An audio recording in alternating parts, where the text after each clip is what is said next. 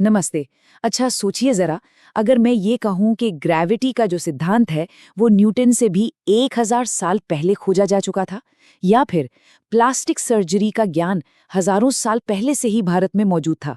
आज हम इन्हीं कहानियों में छिपे कुछ ऐसे ही हैरान कर देने वाले सच को उजागर करने वाले हैं, जो ये दिखाते हैं कि प्राचीन भारत का ज्ञान शायद आज के विज्ञान से भी कहीं आगे था।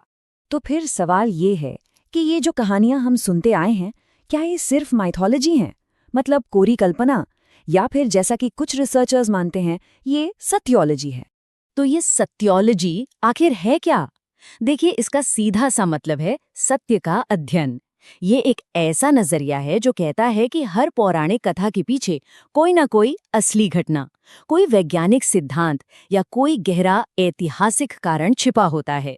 हो सकता है कहानियां वक्त के साथ थोड़ी बदल गई हों, पर उनका जो मूल सच है वो आज भी वही है। तो चलिए इसी नजरिए से अपनी पहली पहेली को सुलझाते हैं।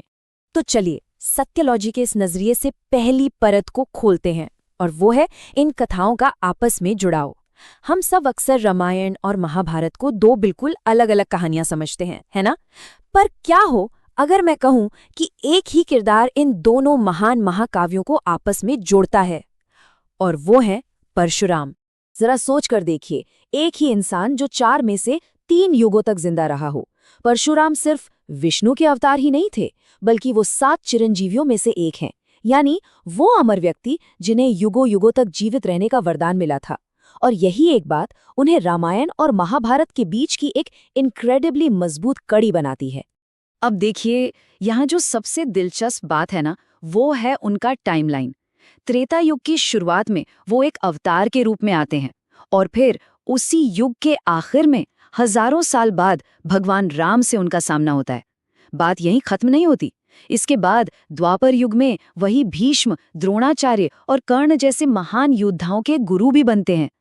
ये दिखाता है कि ये कथाएं कितनी गहराई से एक दूसरे से जुड़ी हुई हैं। और पता है, ये कनेक्शन सिर्फ किरदारों तक ही नहीं है, बल्कि चीजों तक भी है। शिवजी का दिया हुआ पिनाक धनुष सबसे पहले परशुराम के पास था।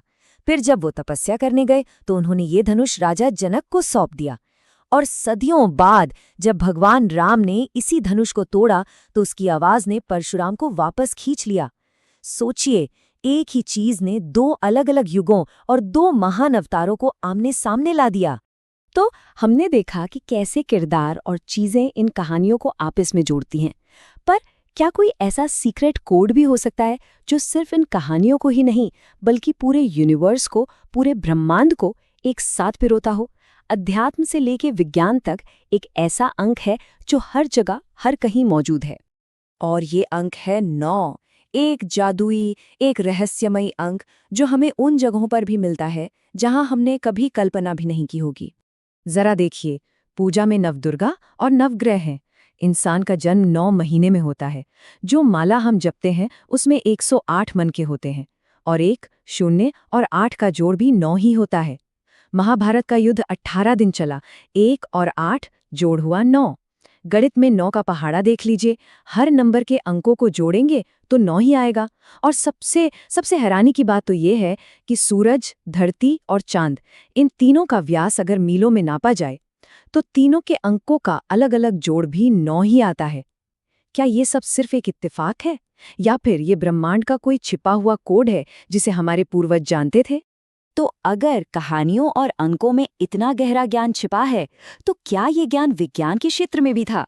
बिल्कुल था। और अब हम यही देखने वाले हैं कि कैसे सत्योलॉजी हमें बताती है कि आज की कई मॉडर्न साइंटिफिक डिस्कवरीज असल में हजारों साल पुराने ज्ञान की रीडिस्कवरी हैं।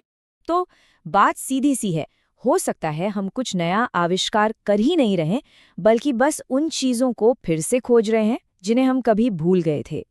जैसे कि सर्जरी की बात करते हैं। सुश्रुत को पूरी दुनिया फादर ऑफ सर्जरी मानती है। हजारों साल पहले उन्होंने अपनी सुश्रुत संहिता में ऐसी ऐसी सर्जिकल टेक्निक्स के बारे में लिखा था जिन्हें आज हम जानते हैं। असल में यही ज्ञान भारत से बाहर गया और दुनिया भर में घूम फिर के मॉडर्न प्लास्टिक सर्जरी के नाम से हमारे पास वापस आया। अच्छा, और गुरुत्वाकर्षण का क्या? स्कूल में हम सबने न्यूटन और सेब वाली कहानी तो पढ़ी ही है, लेकिन न्यूटन से करीब करीब 1000 साल पहले 668 ईस्वी में ब्रह्मगुप्त ने साफ साफ लिखा था, जैसे पानी का स्वभाव बहना है, ठीक वैसे ही धरती का स्वभाव है हर चीज को अपनी ओर खींचना। और ये देखिए, ये जो फर्क है ना, वो छोटा मोटा नहीं है। ब्रह्मगुप्त ने ये बात 668 ईस्वी में कही और न्यूटन का सिद्धांत आया 1687 में। पूरे 1000 साल से भी ज्यादा का फासला। और सौरमंडल के बारे में सोचिए, पश्चिम में जब किसी ने कहा कि पृथ्वी गोल है तो उसे सजा दे दी गई, और हम तो सदियों से इसे भूगोल यानी गोल धरती कहते आ रहे थे। हम 16वीं शताब्दी में टेलीस्कोप के आविष्कार से सदियों पहले से नवग्रहों की पूजा कर रहे थे। तो सवाल ये है कि हमें ये सब कैसे पता था? अब ये जो ज्ञान है ना, ये हमें सिर्फ विज्ञान को नहीं बल्कि हमारे इतिहास के किरदारों को भी एक नए नजरिए से देखने में मदद करता है। तो चलिए इसी सत्यलॉजी की कसौटी पर रामायण के सबसे उलझे हुए किरदारों में से एक रावण के सच को परखते हैं। आजकल रावण को अक्सर कैसे दिखाया जाता है? एक महान ज्ञानी, एक विद्वान जिससे बस एक गलती हो गई, सीता का हरण। लेकिन क्या यही पूरा सच है?